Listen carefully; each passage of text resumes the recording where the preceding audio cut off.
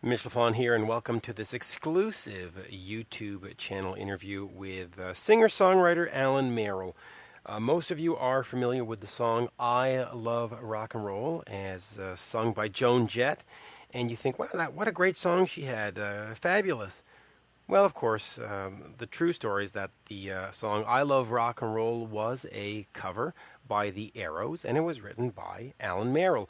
And so in the next interview, I'm going to bring you the story of "I Love Rock and Roll," how it came to be and how it came to get into Joan Jett's hand. But I'm also going to catch up with Alan Merrill, talking about his career, how the song's popularity affected it, and all that, and what he's doing now, what are the Arrows doing, and all that wonderful stuff. So here you go. Without further ado, the history and the story of Alan Merrill and "I Love Rock and Roll." We are speaking with vocalist, guitarist, songwriter Alan Merrill. You might know him better from his work. Well, I guess, I don't know if you want to call it your work with Joan Jett, but obviously you wrote the song "I Love Rock and Roll" that Joan Jett made very, very right. popular. Well, that's an interesting story. That whole the way the song's trajectory went, like the domino theory, was perfectly lined up for that song. But you know what? Let's start with the present first, and we'll get to that story in a second, because that's sort of like the kicker, and we'll talk about Meat Loaf and all that. But what is Alan Merrill doing these days? Well, right now, by the time this airs, I will have done Tokyo at the Duo Exchange on April 26th, and I'm working a lot of live stuff. I'm looking at England and Europe in August, and just keep working. You know, I'd sing with John Paris once in a while from the Johnny Winter Group. He has his band down at the BB King's, and we loved getting together and singing, you know, the old stuff like Rock and Roll Hoochie Coo, and you know, we do Muddy Water Blues, Catfish Blues, and things like that. It's Walking the Dog. So always fun to be with John Paris. I've known him since 1980 when I got back from England to New York. And, you know, he's a good buddy. And his bass player, Amy, we share the bass player. Amy's in the New York Blues Hall of Fame, Amy Maiden. Yeah. She's a great player. Great player, yeah. So let's talk about the band The Arrows. You know, this is a band through the 70s. You had two singles, "A Touch Too Much," "Mine Last Night with You," that charted and did very well for you. But you also had recorded and written "I Love Rock and Roll," and I guess ironically, it didn't chart. It didn't do much. Well, there are reasons that happens, and our first single, "Touch Too Much," made number 6 in the English charts. Second single, number 51, because it wasn't promoted well. I think our producer, Mickey Most, didn't expect "Touch Too Much" to do so well, and he was blindsided. So by the time we did our third single, "My Last Night with You," we were on tour with Susie Quattro and Cozy Powell's Hammer on the Rack Rocks Britain tour. And our third single, which was pretty well promoted, went into the top 30 also. So you have number 6, and Toughen Up went to number 51, which is, I mean, some groups would like that, but for us it wasn't considered a hit. Third single got to number 23 in the British charts. And then the fourth single, "I Love Rock and Roll," was a B-side. And our producer, Mickey Most, had another song he preferred on the A-side called "Broken Down Heart." Now, what was the godsend was Mickey Most's wife, Christina, who said, "I Love Rock and Roll's the hit, Mick.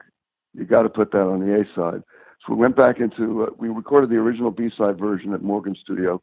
We went into Abbey Road Studio and cut another version, and that was the A-side version, which was barely had any pressings. There were DJ copies made, and it was actually released as an A-side in Belgium only, I think. And Mickey Most sort of said, well, with this, not wanting to, he didn't like to be wrong. So even though his wife did convince him to make it an A-side, it wasn't promoted. So it was the only single we had out to that point, which had such poor promotion. And but we did have one TV show with it called 45. Muriel Young was the producer, and she thought we were so good on the show doing "I Love Rock and Roll" that she said, "You guys should have your own TV series." So we all went, sure, TV series, that's great. You know, if it happens, that'll be fine. But we did get the TV series the next year. We took over the Bay City Rollers show, Shang-a-Lang. And that was the good news. I Love Rock and Roll got us the TV series. The bad news was we took on management because we were disappointed with how poorly we were being promoted by the label, thinking the management would be able to force Mickey Most's hand to promote us better. And instead what happened was Mickey, being the owner of the label, just stopped putting records out altogether during the run of our TV series. I understand his point of view. You know, we were like mutineers on the ship. It was his ship. And so he could do whatever he wanted. And so history shows it. We're the only band in history to have hit singles before our TV series and no records released during the TV series. And no band can survive that. We actually got a second TV. We got a second TV series because we were so popular in the press and on television with the ratings, but we just didn't have any records out, and no band can withstand that sort of thing. So that was the end of that. So let's talk quickly then about the manager, and then we'll get back to the song, because it's a fascinating story. But Peter Meade. Peter Meade was the Arrows' first manager. Okay. Before we signed with RAC, he was the one who suggested we go to RAC Publishing and get a publishing deal, and then it would be easy to get a record deal because RAC were such good publishers. So I went with acoustic guitar to Dave Most, Mickey Most's brother, and played stuff for him. And Dave said, "Oh, you guys are great," you know. And Jake and I were both playing acoustic guitars, and I was singing for Dave. And Dave runs out of the room, gets his brother Mickey Most back in the room, and said, "Mick, listen to this." Mickey Most said, "That's great. I'll be right back." He comes back with an acetate of Touch Too Much, which he had pitched to David Cassidy. David Cassidy said, "No, thank you." Mickey just wanted to make it a hit. Proved to David Cassidy it was a hit song. So there we were. I kind of looked like David Cassidy back in those days if you sort of squinted and looked sideways. And I guess Mickey had that idea. Rather than the songs he was hearing that were originals, he was just imagining this image and this song being something. He said, "If you learn this song, come back tomorrow and you have a record deal." So easy peasy. I went back to my apartment in London, and I learned the song and went back the next day and sang it for him. And he said, "Okay, we're going into Morgan's studio." I went into Morgan's studio. So the next day, within 6 months of arriving in London, I was in the top 10. So that was great. And I was solvent. And, I was in a hit band suddenly. I'm coming from Tokyo. Which is not bad. I flew in from Tokyo, yeah.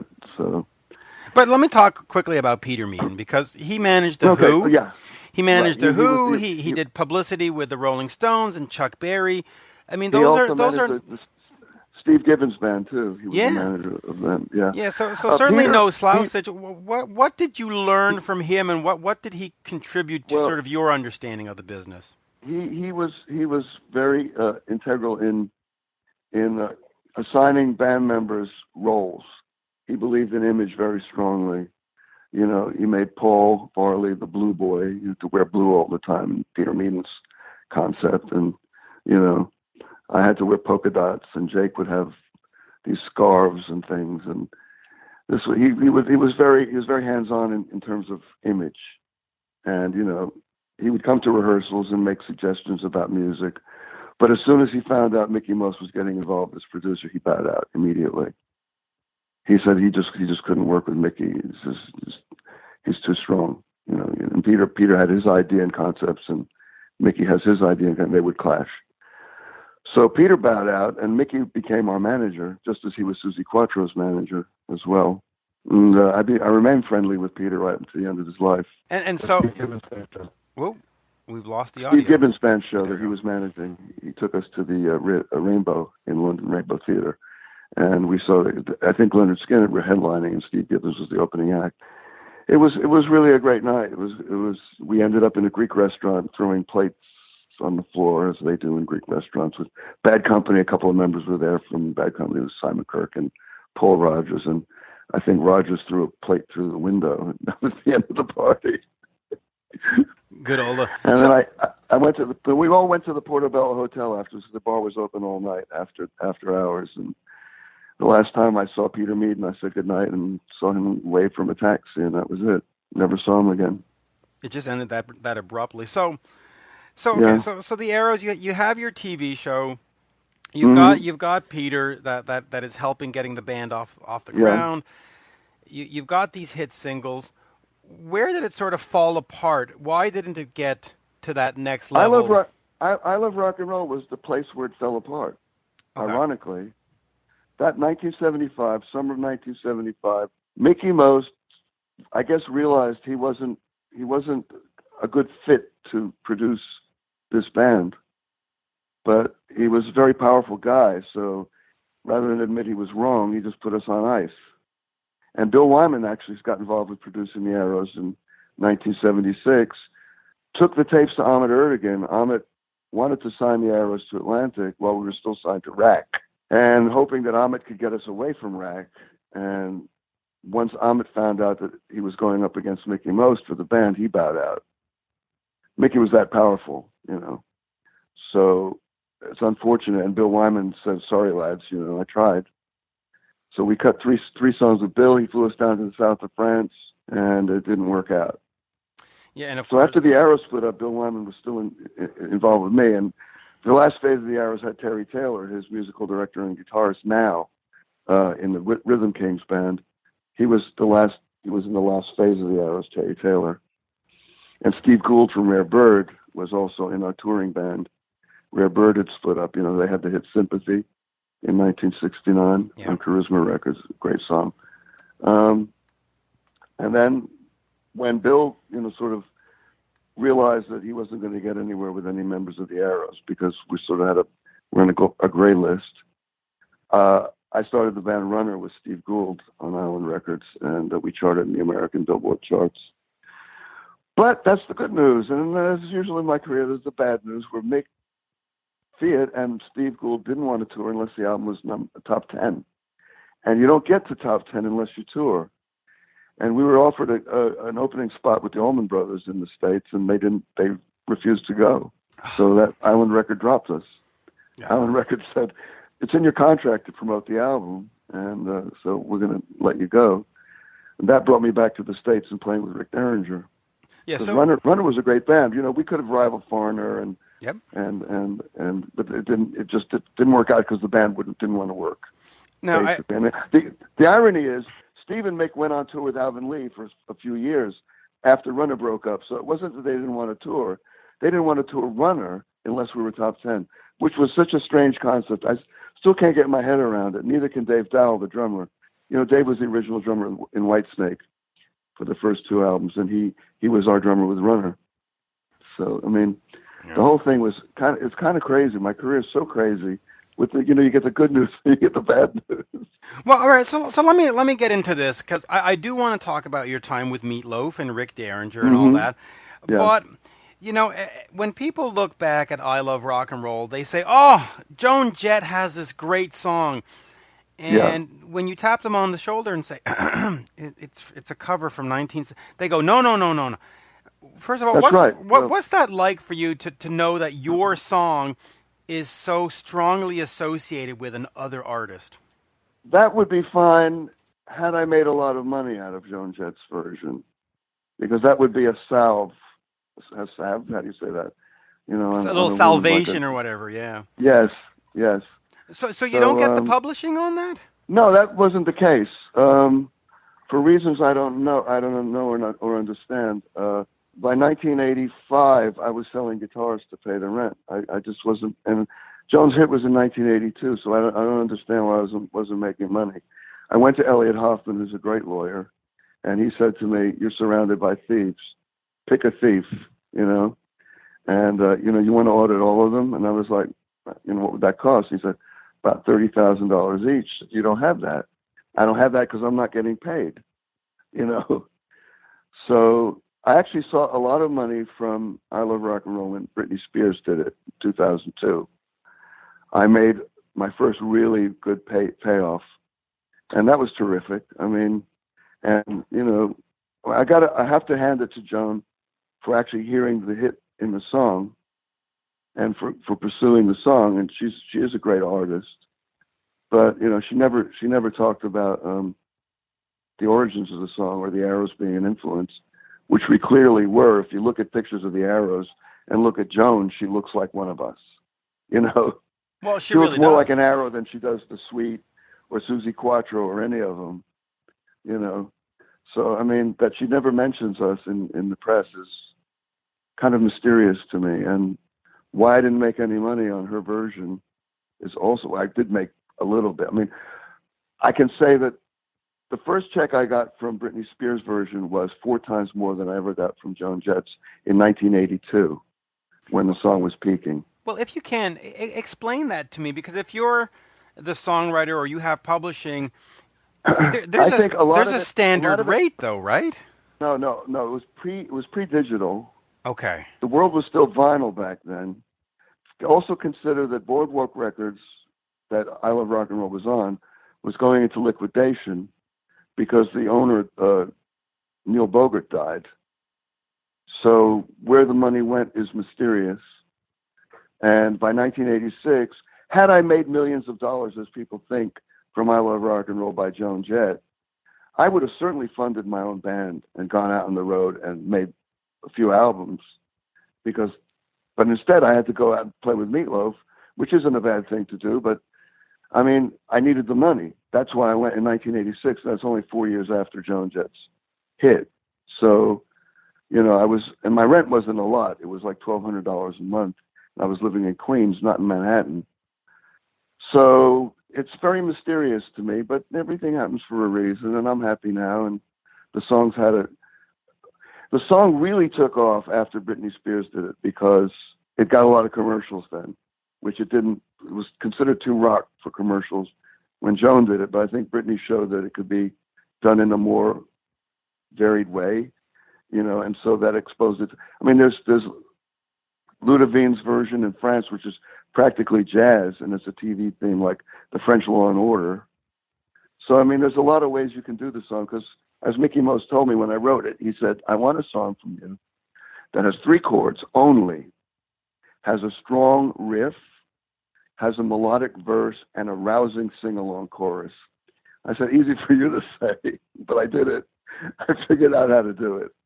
Now, you brought up an interesting name there that I just want to touch back upon. You mentioned Neil Bogart. Yeah. Did you know Neil Bogart? Did you get a chance to meet him? I did, actually. He gave me a gold single, a platinum single, a gold album, and a platinum album. Joan Jett personally handed them to me and shook my hand, and that was the last time I saw him. I guess, But did you know him in the formative years of Casablanca when he was taking care? No. I was in England, and then I was in Japan before that. Oh, okay. So you didn't have anything to do with whatever Donna Summers and Kiss and all that. No. Okay. No. So, I was. I met him just after I Love Rock and Roll went #1 for 8 weeks, and I had finished touring with Derringer. We were on a long tour opening for, I think, ZZ Top around that time. And it was great meeting him, I mean, at least I had a face, and I met him, and it was a very warm, nice meeting. He's a really good guy. I was very sad when he died. And then I guess Joan Jett put out the album on her own label, Boardwalk Records. And I don't know what happened after that. But anyway, the net is I went out and played guitar with Meat Loaf to make my rent. I didn't get this millionaire windfall of money as I see so often in the press, and it really pisses me off because that isn't what happened. Well, and in fact, that's what I thought. Everybody has pointed out, oh, Joan Jett has this big song. She probably retired rich because it was in this movie and that movie. And I've always thought, well, no, it's got to be Alan who's made it. And now you sort of just shattered my illusion of the last 25 years, because I thought, wow, Alan's the guy who's cashing in on this. I am making money now. Right, but not then. Ever since Britney's version, 2002, it's been pretty smooth sailing. But before then, I was like hustling. So, so let's talk about working with. I guess I'll start with Rick Derringer. Incredible talent. The Good Dirty Fun album that you were on, you wrote songs on there. You play with him. What was it like working with Rick and being part of his band and being on his albums? I loved it. I mean, I got back to New York in 1980. I had left the country in 1968, so I hadn't lived in the United States since then. So all my contacts in New York were gone, and I was playing the Cafe One when I was a teenager, same time as Jimi Hendrix, but all those people had moved on, and I had no music industry contacts at all in New York. And I heard Rick Derringer was looking for a second guitarist for his face-to-face tour, so I auditioned for him, and he said, "You're overqualified." He said, "You should be a front man." And I said, "I know how to hang back. Just let me rehearse with the band, And he gave me a couple of albums, and he checked off the songs he wanted me to learn, and I did. And I went to his apartment on, I think it was 13th Street in Manhattan, and I played just two guitars together with him before we went into rehearsal. And we went to rehearsal, and it was fine. It was 5 people and the band, the touring band, for the face-to-face tour, which was Benji King on keyboards, the late Benji King, a wonderful guy, Donnie Kisselbach on bass, Jimmy Wilcox on drums, and of course Rick and me on guitars, and that was the band. Everybody sang, so the harmonies were huge, and everybody sang well in the band. So it was great fun. And then Benji dropped out to join Scandal in 1981, so we were down to a 4-piece, which was fun. It was a more guitar-driven band then. And we recorded Good Dirty Fun. Benji came back in to record the album with us, but he wasn't in the touring band anymore. Let me ask you about that time. Around 1983, in the Good Dirty Fun era, Rick sort of got out of the studio for a bit and went over and visited the guys in Kiss and put some guitar solos on their Lick It Up album. Were you around at that time? Did he mention anything about that? No. I was actually out of commission in 1983 with a broken hand. I had punched a roadie and I cracked his ribs and broke my hand. Huh. He was threatening me and Donnie Kisselbach. He was drunk and high on coke, and he was trying to push me and Donnie off of a cliff in Colorado Springs. And I said, "This has to stop." So I put my head down and I imagined the movie Rocky, where he's punching the ribs, and the guy went down. I won't mention his name. He went down on the floor. He said, "Stop, stop." I said, "You're going to stop trying to push us off this freaking cliff?" And he said, "Yes." And we went back to the hotel. I went to sleep, and in the middle of the night, I looked under my pillow, and my hand looked like 5 bananas, going, wah, wah, like that. It's like black and blue and huge, swollen. So I called the tour manager, and I said, "Get me to a hospital." And I said, "Is there some shot you can give me so I can play tomorrow's show?" And he said, "I don't know if you'll ever play guitar again." I was like, "What?" So I did the show at the Rainbow in Colorado Springs. I think that was the name of the club. And I did it with a cast on my arm, just singing backups. And I said, "Rick, I'm not going to do this. I want to go home. I don't want to be like literally lame on stage." So I went back to New York, and it took me a year to convalesce. And I was lucky to get this guy who's now the Jets, the football team's surgeon. Can't remember his name offhand, but he set my hand perfectly, and I was playing guitar again in a year. But I had a cast on for 4 months. So you never had a chance to hear, because I'm a huge Kiss fan, so I like these 6 degrees of separation things with the Kiss camp. You never heard of him? He never told stories of going over to No. I actually worked with Rick on the Wrestlers project in '83, I think it was, and Rick made me stand in the middle mic, center mic, with all the wrestlers around me, doing Nana, Land of a Thousand Dances. So I was the ringer in there with the wrestlers to sing for the wrestlers, which was fun to do. Yes. I wasn't paid. Rick, you owe me a session fee. Yeah. And they didn't put my name on the credits because probably they didn't want to pay me. I don't know. But that was that. Anyway, it's an interesting kind of thing to be. Go ahead. Yeah. The last time I worked with Rick was the Wrestlers thing. I've seen him since. I went down to see him play at the Bottom Line when it still existed. It was about 20 years ago, I guess. I haven't seen him since. Now, Meat Loaf. I hear he asks how I am. Meat Loaf, yeah. Yeah, Meat Loaf. Well, let me just set it up first here. You did some time with Meat Loaf, but the band at the time not only had you in it, it had John Parr, who of course did St. Elmo's. No, John Parr was an auxiliary member who got up to do Rock and Roll Mercenaries with him but he wasn't actually in the band. Okay, but he was around the entourage. Oh yeah, he was around definitely. Right. Yeah, right, and we were on stage with him, and we did actually we were at Wembley with him. Right, and the other one, again, going to my Kiss connections, is you Bob had Kulick. Bob Kulick, and Yeah. so we'll get that, but Meat Loaf at the time, huge star, one of the biggest ones, especially at that period.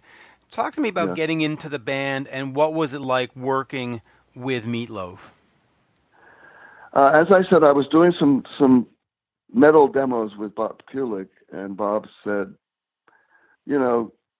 Meat Loaf's looking for another guitar player who can sing for the Blind Before I Stop tour. He said, "Do you think you can do it?" So I said, "Give me some of the songs." He gave me some cassettes, and I learned the stuff. I went over to his apartment and played with him. Then, so that it wouldn't taint the audition, Meat Loaf said, "I want you to audition with Chuck Berge and Steve Buslow, the bass player. Chuck Berge, the drummer, and Steve Buslow. So without Bob Kulick there, just to see if you could play the parts on your own with no keyboard." So I did that, and Steve Buslow gave me the thumbs up, and he said, "This guy's great," and he plays like Pete Townsend, and so Meat Loaf liked that idea, and we went and we rehearsed at I think Montana Studios in New York without Meat Loaf there for a few days, and we got everything tight. Then Meat Loaf walked in, and he just started singing, and I was in the band. That was it. That simple. Yeah, it sort of just, it was steps. There were steps. It was first the meeting with Kulick in his apartment, going over the stuff. Then there was the audition with Chuck Berge and Steve Buslow, so that, Kulick couldn't cover for me on guitar. I was naked. It was either I could play the stuff or not. And Steve Buslow said, "Oh, this guy's good. He can do this," and I was singing too.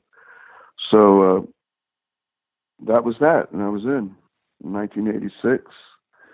And I spent most of those years on the road with Meat Loaf. Meat Loaf said this was the most touring he's ever done in his career, was during those years. And he also said it was the best band he ever had on a VH1 interview, so I was proud of that. Yeah, and it was, if you listen to the Wembley disc, whatever, it's just a great package. It just really sounds. Yeah. What's the album exactly? It's called Live at Wembley. That's what I'm trying to think. Yeah, there are a lot of bootleg tapes on the internet too. That some guy named Warrior Loaf has been loading on YouTube, and from Vienna and in all sorts of places, Canada, and I think there's a tape from Montreal actually that's on the. I'll have to bootleg. check that out. That Meat Loaf sanctions. Meat Loaf's heard them and says this is good enough to be on YouTube. If it's not good enough, he knocks them off. So we were a great live band, really. I enjoyed playing the double leads with Bob Kulick on Bat Out of Hell and stuff. Yeah, that was good fun. I do want to talk about Bob here because we talked about you doing these metal demos before we got started recording. So, right. What was the project with Bob? Was it going to be your own band? Was it going to be? Yes. Okay. It was conceptually it was, but unfortunately, my voice. My mother's a jazz singer, and I have a kind of a. At best, I can sing like in a Paul Rodgers vein. But I can't sing like Brian Johnson of AC/DC, or the typical metal singers like Noddy Holder of Slade, which is kind of like the Quiet Riot singer, So that's a whole different thing. And Bob wanted me to try to do that, and it was kind of wrecking my voice. I said, "Bob, you're a great blues player. Let's do a blues band instead. We don't have to be metal." But Bob was headstrong about just doing metal, so I said, "I'm sorry, I can't do it." But at that point, we were already touring with Meat Loaf, and I actually regret not doing a project with Bob in a more bluesy vein. It's a pity because he is a great blues player, Well, Bob's a great player all around, and but he really wanted to be a metal player at that time. He was really set on that. So, and that was his niche, at that time. But he played some great blues stuff on Coney Island Baby with Reed. Oh, yeah, absolutely. And I'm sure he must have told you one or two Kiss stories. Now, another thing that you were known for, or are known for, I should say, is the band Vodka Collins. Right. Vodka Collins was actually my fourth project in Japan and last. I started with a group called The Lead on RCA in Japan in 1969. Then I went solo in 1970 and did two solo albums. Then I had a group called Godzilla with a guy named Haruo Chikada and drummer Jun Kanazawa. We did an album on King Records called Dai Go-Go Party, which means Big Go-Go Party, and it's an instrumental album. Then Hiroshi Oguchi at the time, the drummer from the Tempters, who were like the Rolling Stones of Japan in the late 60s, said, let's form a group like T-Rex. And I said, I'm game, let's do it. So he had a band called Orange with this guy Char, and that disbanded, and Godzilla disbanded, and this all happened really quickly. I mean, the bands lasted like 3 months, 4 months, and you moved on. So Vodka Collins, we started just me and Oguchi playing, drums and guitar, and I had all these original glam rock songs.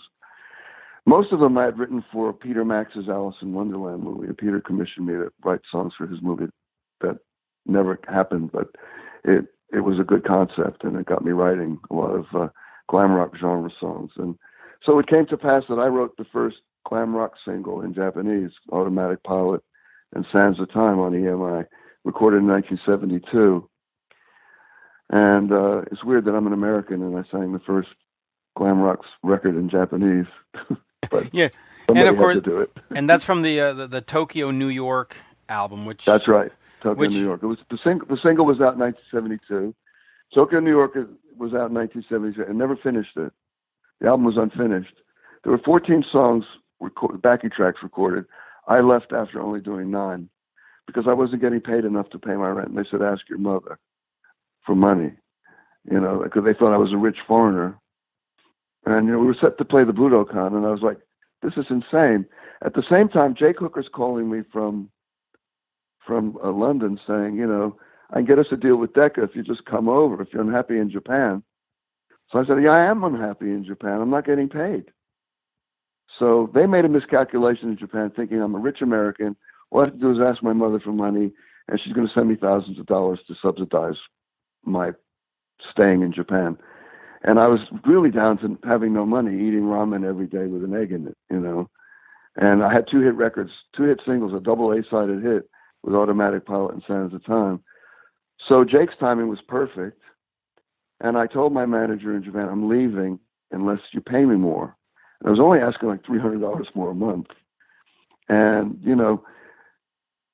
the album was never finished. I left for England, and that was it. I mean, I arrived in England with no money, with 2 guitars and the clothes on my back. I slept on Jake Hooker's floor for a couple of months, and we rehearsed. And Peter Meade got involved with Matt. Jake knew him from, socially, and Peter, recommended us to Rack, and Rack put us on a retainer. So then I could get my own apartment, and that was good. It was good. One more thing I wanted to mention, because before you mentioned that you were on tour with Cozy Powell's Hammer. No, I recorded with Cozy Powell. Oh, you recorded? No. We were the Arrows were on tour. Okay. There was Susie Quattro, Cozy Powell's Hammer, and Arrows, my band. But right. Mickey Most hired me to play bass on his The Man in Black electric bass. Clive played the jazz bass, stand-up bass, and I played electric bass from Cozy Powell's group and Jeff Beck group. Clive, I don't know how to pronounce his last name. Shaman, something. It's Chaman. Yeah, Shaman. Yeah. Clive Shaman. Yeah. Well, yeah. He's on. He was part of. Because I wanted to ask you about that. Because Cozy unfortunately passed away in an accident. One of the greatest drummers of all time. I mean, just an incredible. I guess in the studio when I was standing next to him playing bass, right. And it was like a war going on next to me. I'd never heard such power. Actually, Chuck Berge comes close. Chuck with Meat Loaf was a similar sort of huge power drumming, But Cozy was, one. And I have a funny story about that too, because my dad, Aaron Sachs, the horn player, played with Cozy Cole, and Cozy Powell got his name from Cozy Cole. So when Cozy Powell found that out, it was all buddy-buddy with me. We became very close friends because my dad had played with his idol, Cozy Cole. Oh, that's Isn't great. that a small world syndrome? It really is. So Yeah. just because, we don't get to hear a lot of Cozy stories, what were some of your best memories? What's sort of one of the great Cozy stories that you have that you can sort of share with us? Well, he was very intimidating looking. Right. He looked very dark and sinister, and I was very shy and, frankly, a little frightened to go up to talk to him. I was like quite a bit younger. I think I was a good 6 years younger. At that time, it makes a difference. And I was like 22, and I think he was in his late 20s at the time. But anyway, he looked foreboding. Like don't come near me. And then I had a few drinks. I went up to talk to him, and he was just warm as hell, just warm. And it just was quite an eye opener, to me. That you just don't know a person by their look. Don't judge a book by their cover, because Cozy was one of the sweetest people I've ever met, I think. And of course, super talented. I can remember that we were in like the Morgan Studio bar, and he was recording something, and the Arrows were recording something. And I just went up to him after I had a couple of brandies and started to talk to him, and he was great, just great.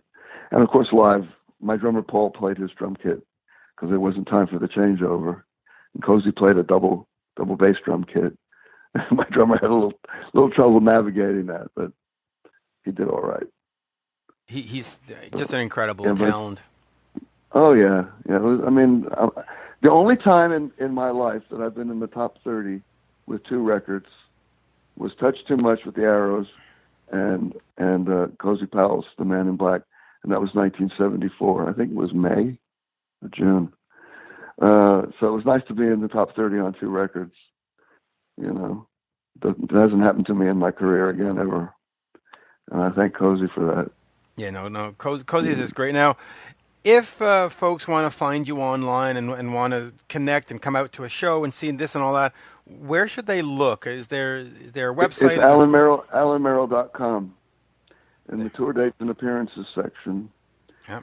I'm usually playing the local New York area. I don't tour much anymore. I'm tired of that. And the world isn't as friendly to fly around in anymore, to tell you the truth. It's a lot less fun to fly, taking your shoes off and all this stuff. So if people want to see me, I'm around New York, I'm sort of, but I do go to Japan, I go to England, I go to Germany still, and I have fun there. But that's probably once a year. Once a year, and there you go. But it's all on my website, yeah. And there's a news section and your radio show's on my tour dates and appearances section. Yes, well, thank you for that. It says air date TBA. TBA. Well, yeah, and we'll have it up. By the time we have it up, folks will be listening to it. But yeah, it's been a great pleasure speaking to you, because I've always just wondered about the whole I Love Rock and Roll thing. It's just amazing to me that songwriters can write all these songs, and sometimes it takes a different voice to get it to that next level, or just a different business arrangement or a different whatever. I just think, it's promotion. You have to remember, Joan Jett recorded a version in 1979 too that went nowhere, just like the Arrows. It was a B-side, and that's what happens when a record's promoted by the label. It has a good chance of happening. When it isn't, it's got no chance of happening. And that's just the nature of the business. Yeah. Hello? Yeah, I'm still here. I thought I lost you. No, I'm still here. Yeah, okay. And it must be, do you ever, and this might sound silly, but do you ever, when you do your own shows, get somebody who comes up to you and say, man, I love the way you covered Joan Jett's song? Does that happen? Do people make that? No, because I always announce before the song. Okay. The song I wrote in 1975. Sing along. And then people come up to me afterwards and said, "Oh my God, I didn't know Joan Jett didn't write that song." I said, "Yeah, she has been a bit quiet about that fact, but it amazes me how critics will really say such nasty things about the Arrows vis-a-vis the song because without the arrows, the song wouldn't exist. If I hadn't written it, Joan Jett might have had a different career. If we hadn't got the TV series, Joan Jett would have never seen us do the song in November because that's of 1976. how she discovered it. She saw us do it. Yeah. Jackie Fox said that she dragged her out of the bathroom.